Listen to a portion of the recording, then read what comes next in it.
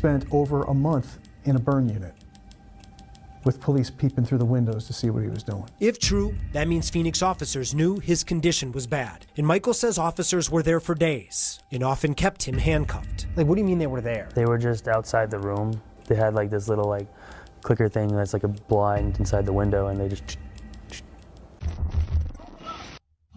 On June 7, 2024, I covered a story where the Phoenix Police Department held a man down on the ground during a day where temperatures reached 113 degrees, and the asphalt surface was estimated to be between 180 and 200 degrees, causing third-degree burns on his arms, legs, and chest.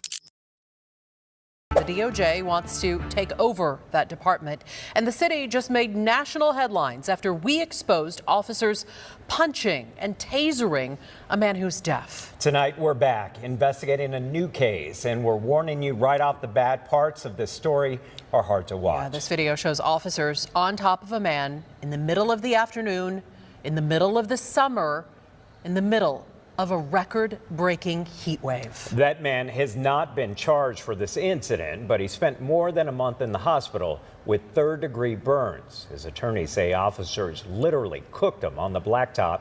We've blurred the pictures of those burns here, but we're going to show you more of that a little later in this story. Our chief investigator, Dave Biskuping, interviewed that man and also got that surveillance video. What day did this happen? July 6th. Okay. I believe it was like around 2 in the afternoon. And it was pretty hot that day, right? Like 115 or something? I believe it was breaking record. Due to his agonizing pain, I had to censor out his screams so YouTube would not censor the entire video. 14 on that day, and what happened left him with scars all over his body, up and down his arms, across his chest, on his legs, with chunks missing from his knees. Just avoid the mirrors now. I don't even care to look. It happened in a parking lot off 7th Street, just north of downtown.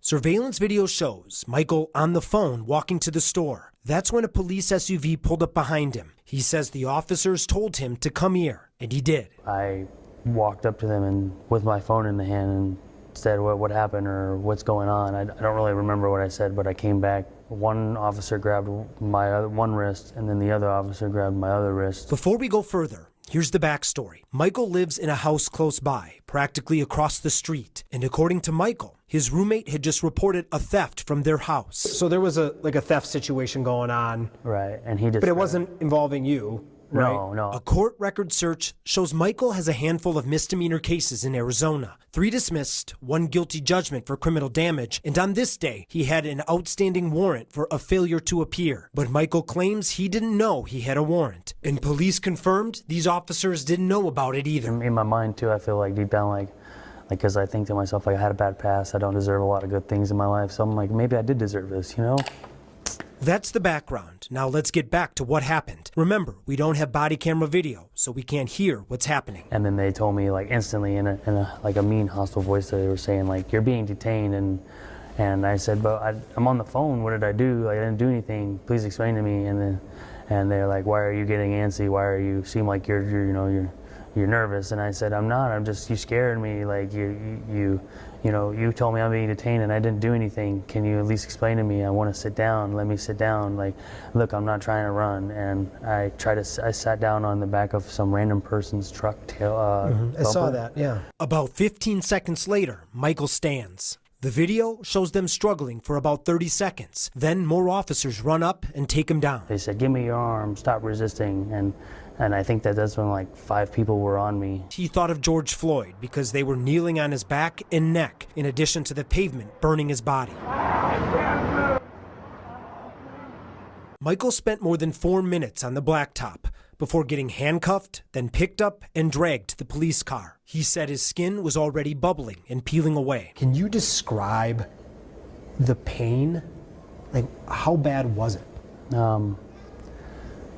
Like going through hell in Hades, I guess you'd say. It's like... So I'm pretty sure the pictures are enough evidence. I don't have to read this, but to help you further understand how hot the pavement can become, all I did was a simple Google search and listen to what Google stated.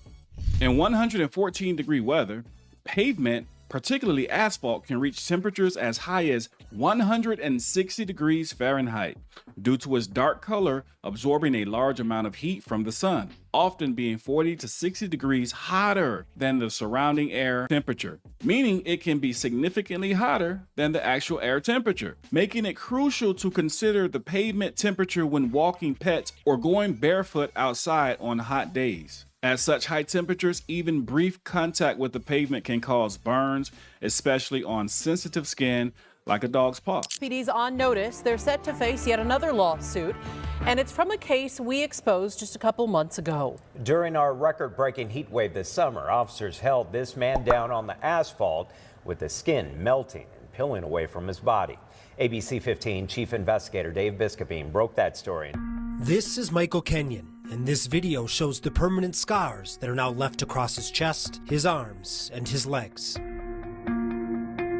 They're the same images included in this new 10-page settlement demand that his lawyers just filed against Phoenix. And it says if the city doesn't settle for more than $15 million, they will sue. The Phoenix police are demonstrating an utter disregard for human life. And as you may have already guessed, the Phoenix Police Department did not settle. So therefore, in January of this year, Michael and his team of lawyers, they are suing the Phoenix Police Department for $15.5 million. However, in July of this year, I'll read you the update of what took place. The Phoenix police officers involved in the July 2024 incident with Michael Kenyon suffered third-degree burns after being detained on scorching pavement have been cleared of wrongdoing by an internal review board.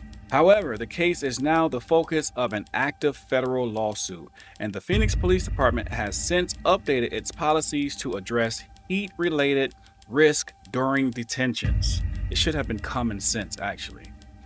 Internal findings. A police review board concluded that all 4 officers acted within department policy as it existed at the time. The police chief concurred with the board's determination. And there you have it. You have police pull up, they grab a guy who was never charged and who had nothing to do with the call that they received. They pin him down on scorching hot pavement and he suffers third-degree burns. And now everyone's just going to walk away. No one's guilty. And even if he wins this lawsuit of $15.5 million, that's nowhere near enough to just, if you think about what he has to live with for the rest of his life. His body is scorched forever. And everyone's just going to wash their hand of this. This is policing in America. This is what we deal with on an everyday basis. This is why we the people, must protect ourselves.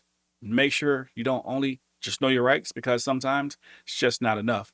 Learn to protect yourself. That being said, we the people, you, signing off.